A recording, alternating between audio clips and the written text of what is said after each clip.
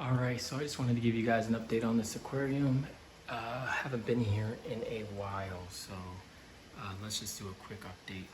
It's been months since I've been here. Everything is growing really good. Zoas are like 3 times the size that they were. Let's see here, SPS is growing. That's a huge win for us. Got some SPS finally growing in this tank. Candy tree is used. One worry though I have is the bubble tip anemones are just going crazy. You got one there, got a bunch right here. They keep breaking off and splitting, and it's making me nervous. I got to focus on maybe taking some out because there's just too many of them. This is just looking amazing. Look at that. Nice, big, fat, and fluffy. That was like really tight to the skeleton a couple months back. Looking much better. We've been feeding that. It's been doing better. You feel your corals looking healthy. These pallies are taking off. So much so where they are starting to approach the toadstool coral, which no big deal. That thing will be fine. It's not going to be a problem. What else we got here? Duncan corals looking okay. They're okay. Maximini carpet, that bright blue, that's so pretty. Pallies are doing all right. Here with my filter, you can see how really bright blue that carpet anemone is. It has a really pretty blue.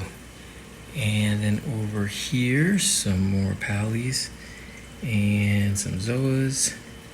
Up we go to a trumpet coral, which has split 3 times. So I'm hoping to see some skeleton grow, but that is split to 3 different. That was one head, it's split to 3, but I like to see the skeleton split too. So, I mean, it's doing okay. It's big and fluffy.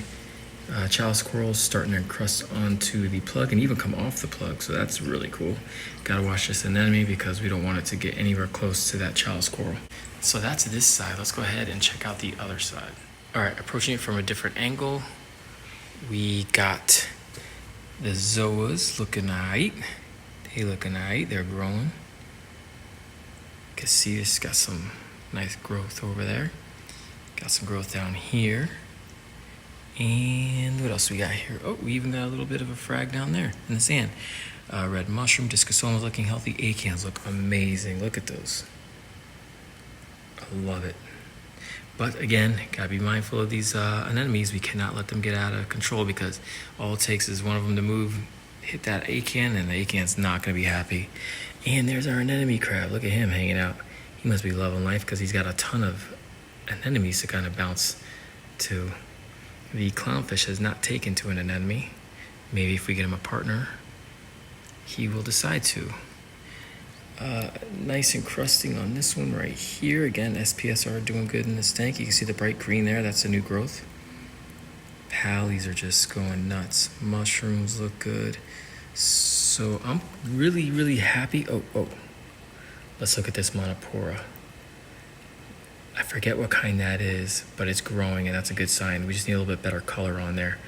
But I'm happy with the way things are looking. We got tons of, this is a peninsula style tank. It's an in-wall tank. You can see the amount of coralline algae we got growing on the glass right here. That's important. That's a sign of this tank is starting to really kind of get mature.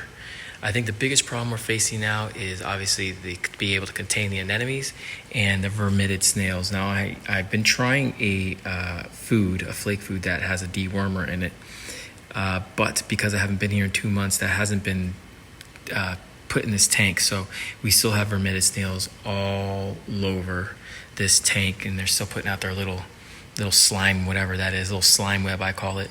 And we have a ton of bubble algae, which a couple more emerald crabs should take care of that.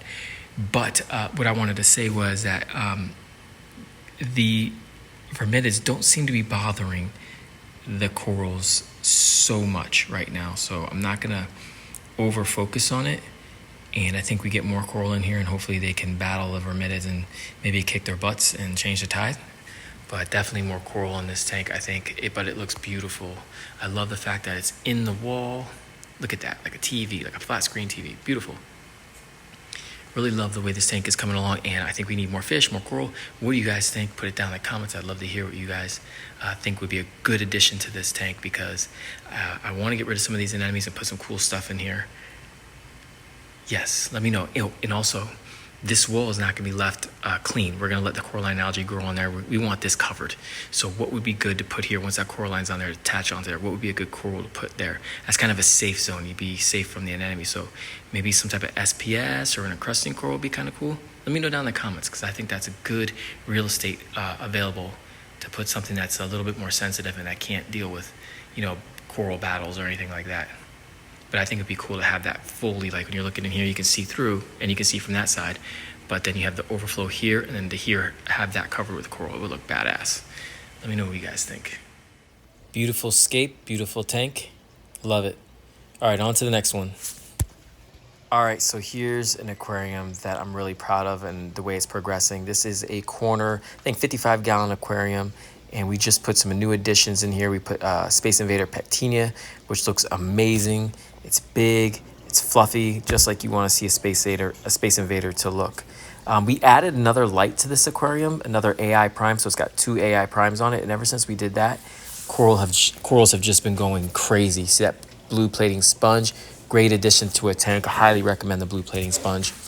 And then let's see what else we got here. We got the zoas are going absolutely nuts. They're just growing like new heads every single day. And it's been 2 weeks and they've already grown about like 8 heads. It's just crazy how fast they're growing. All the zoas and pallies in here are growing extremely quick. The Euphilia corals, the torches and everything's growing really fast. You can see the little heads right there popping up.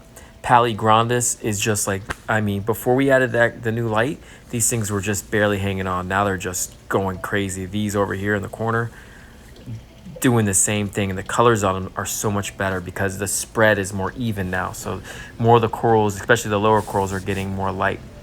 The anemone split. Now that's gonna be a problem, just like in the other tank we saw before. It looks beautiful and I hope it stays in that area, but eventually if it moves or they grow too much, we're gonna have to address that. But all in all, I'm really loving the way this tank is progressing. Acans, one of my favorite corals. Look how awesome they look. So this tank is able to do LPS, softies. Now I guess the next thing would be to try to get SPS in this aquarium.